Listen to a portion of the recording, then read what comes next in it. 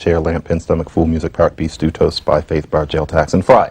All of those words, which don't feel foreign to us at all. They seem like good English words. They're not. Those are not words that were known to the people who came from the windy shores of the northern part of the continent, which is now Friesland, etc., in the Netherlands, and came to England, the Angles and the Saxons and the Jutes, and founded the language that became Old English. They didn't know these words. These words came from French.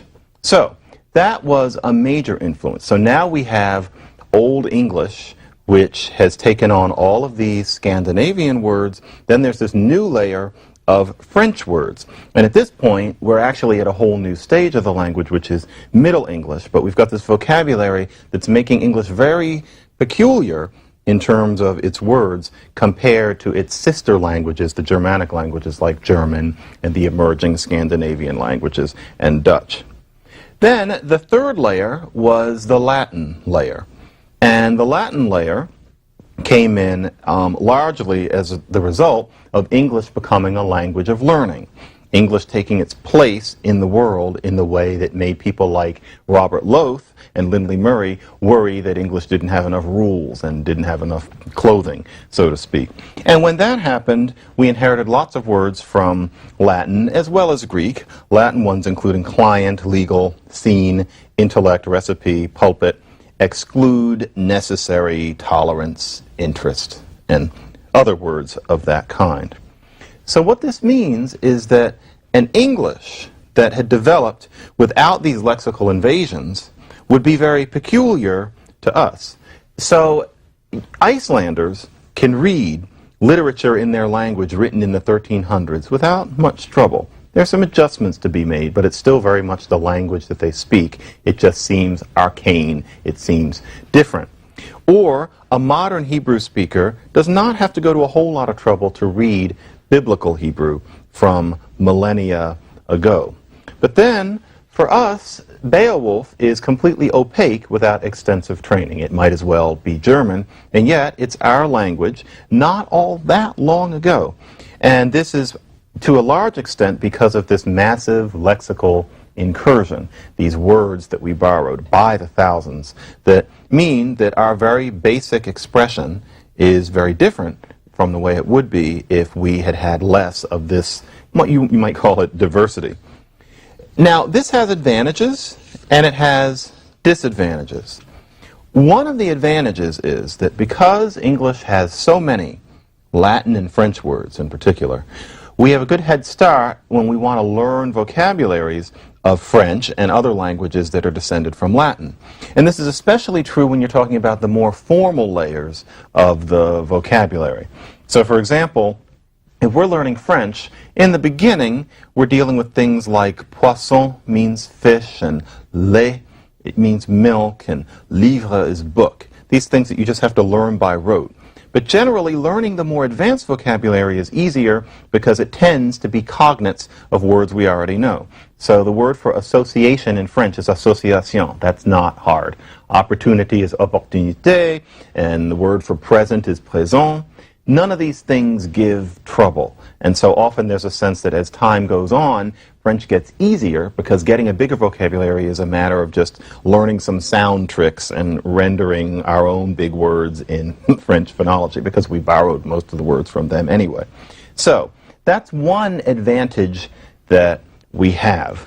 But then there's a disadvantage. We are such a mixed language in terms of our words, in a way that's so contingent upon certain historical currents that that couldn't have happened to any other language. And what that means is that there is no language that is close enough to English that it's really easy for us to pick up. That's an experience that we don't have, that speakers of most other languages do have. So if a Spanish speaker is learning Portuguese, it's a snap.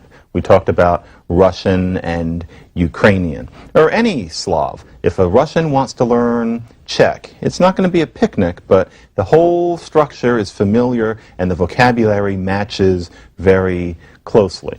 And if you talk to just about anybody in the world, there's some language that's like that. For English, there's no language like that. One of the closest languages to English, for example, is Dutch.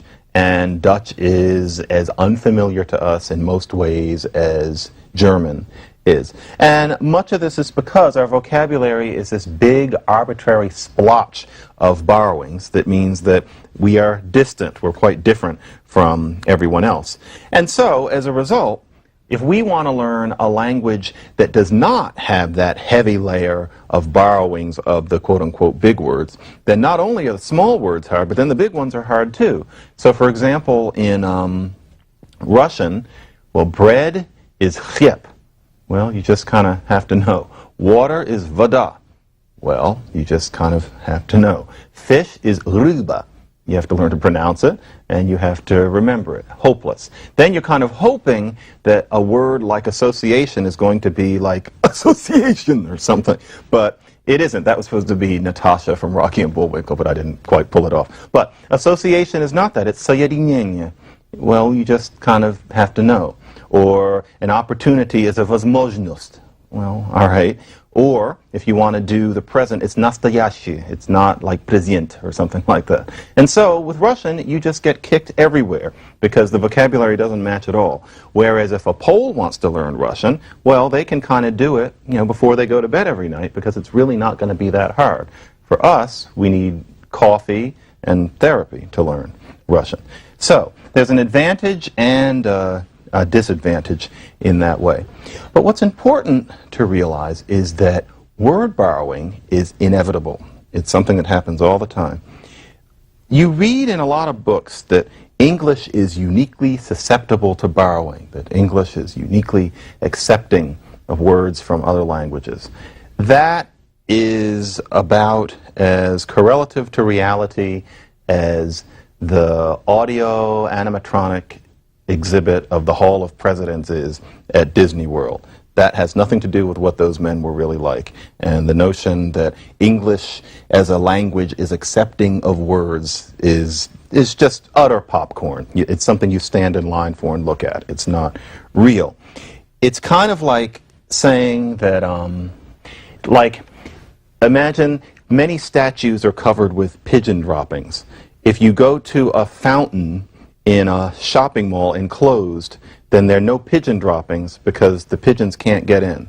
But it's like saying that there's something inherent to statues that makes them more likely to be covered with pigeon droppings than the fountain at the mall. Now you're kind of missing the cause and effect. There's something artificial going on at the mall.